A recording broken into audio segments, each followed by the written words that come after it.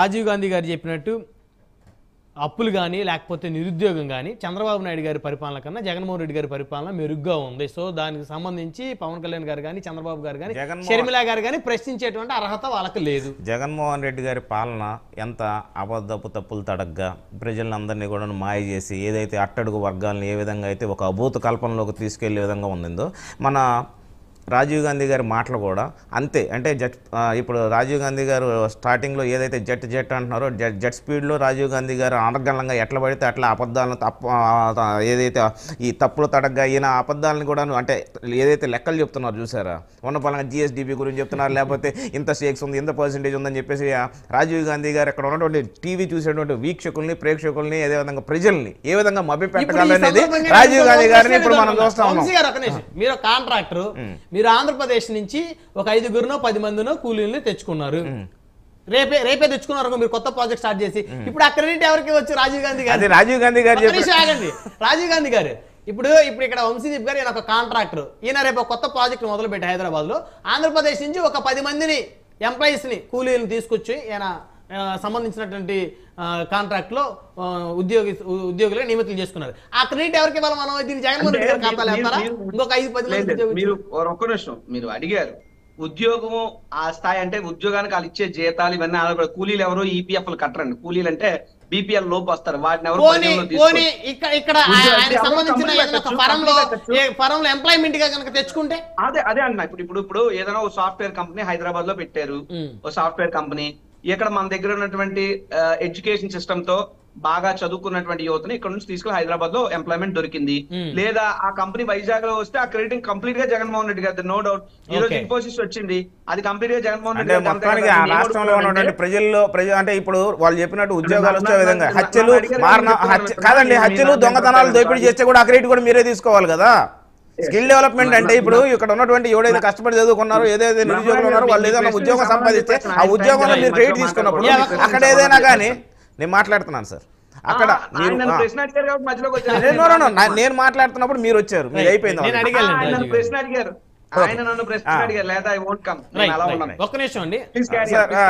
రాజీవ్ గాంధీ గారు ఏదైతే చెప్పారో ఉద్యోగాలు ఇవైతే ఉన్నాయో వాటన్నిటికీ కూడా క్రెడిట్ మేము తీసుకుంటా ఉన్నప్పుడు మరి ఇక్కడ ఏదైనా దొంగతనాలు దోపిడీలు హత్యలు అలాంటివి జరిగినాయి ప్రతిపక్షాల ఖాతాలో అదే చూసలా వీళ్ళు చెప్పేటువంటి మాటలు రాజీవ్ గాంధీ గారి మాటలు చూసారా ఎలా మాట్లాడుతున్నారో సార్. ఇప్పుడు మీరు ఉద్యోగాలు ఇప్పుడు ఇందాక రాజీవ్ గాంధీ గారు చెప్పారు ఏమంటే అసలు బడ్జెట్ గురించి ఏదైతే నిర్మలా సీతారామన్ గారు ఏదైతే పార్లమెంటు వేదికగా జగన్మోహన్ రెడ్డి గారి పెర్ఫార్మెన్స్ గురించి అని చెప్పారు, అదే కాగ్ ఏమని చెప్పిందండి? 1,18,393 కోట్ల రూపాయలు ఇటు పక్క తప్పినాయండి.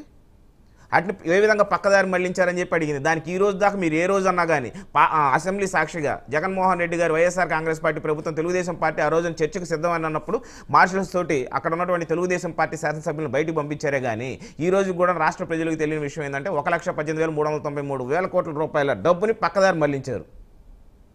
అదేవిధంగా ఎస్సీ ఎస్టీ సప్లాన్ నిధులను 38,593 కోట్లను ఆ విధంగానే పక్కదారి మళ్లించుకున్నారు. అదేవిధంగా బీసీ కార్పొరేషన్ నిధులను ఆ విధంగానే పక్కదారి మళ్లించుకున్నారు.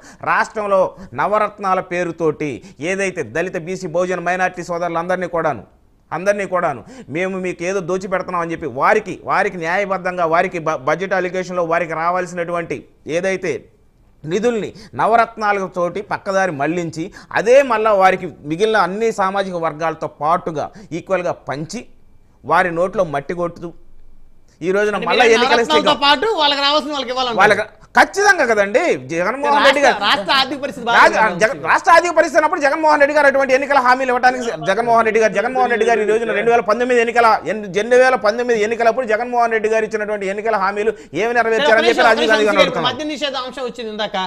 మద్య నిషేధానికి సంబంధించి జగన్మోహన్ రెడ్డి గారు గతంలో మద్య నిషేధం చేసి ఎన్నికలకు వస్తా ఉన్నారు. సరే ఏదో ఎంతో కొంత మేరకు అరికట్టలేదండి. రాష్ట్రంలో జగన్మోహన్ రెడ్డి గారు చెప్పింది ఏంటంటే జగన్మోహన్ రెడ్డి గారు నేను అధికారంలోకి వచ్చిన వారం రోజులు సిపిఎస్ రద్దు అన్నాడు, లేకపోతే దశల వారీగా మద్యపాన నిషేధం చేస్తానన్నాడు, లేకపోతే పోలవరం ప్రాజెక్ట్ అన్నాడు, ప్రత్యేక హోదా అన్నాడు.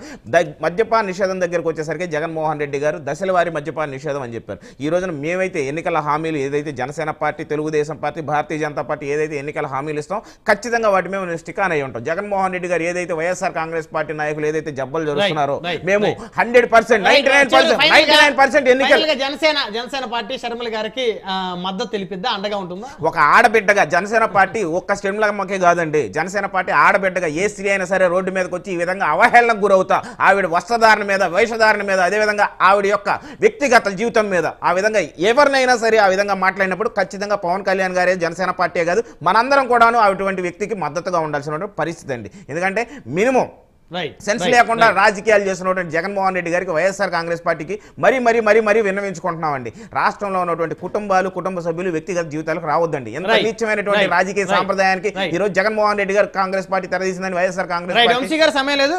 ధన్యవాదాలు. చర్చలో పాల్గొని